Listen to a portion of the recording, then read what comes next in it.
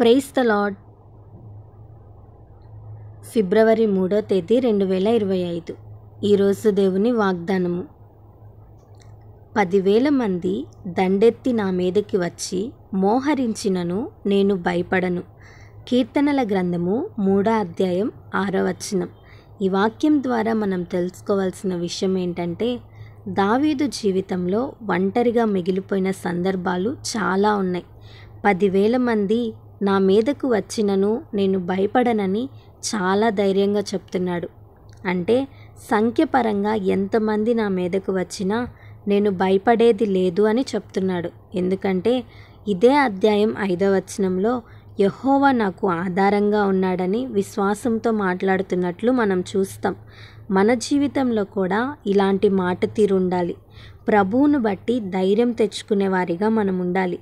ప్రభువు నీ కంటికి కనపడకపోవచ్చు, ప్రభు యొక్క బలము నీ కంటికి కనపడకపోవచ్చు, కానీ ప్రభు యొక్క శక్తిని విశ్వాసంతో నీవు ఆశ్రయించినప్పుడు ఎన్నో గొప్ప కార్యాలు చూడగలుగుతావు.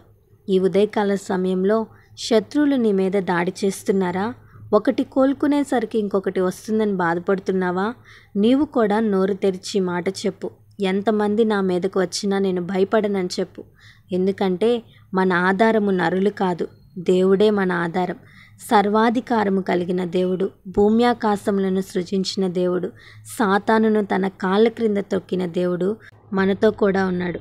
కాబట్టి మనం ఎందుకు భయపడాలి?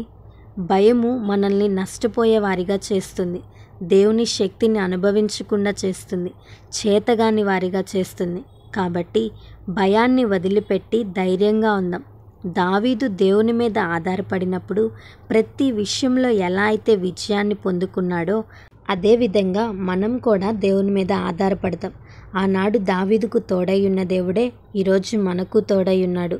దేవుడే కార్యాలు చేస్తాడని నమ్మి ప్రతి విషయంలో దేవుణ్ణి ముందు పెట్టుకొని మనం నడిచినప్పుడు మన జీవితంలో కూడా గొప్ప అద్భుతాలు చూడగలుగుతాం.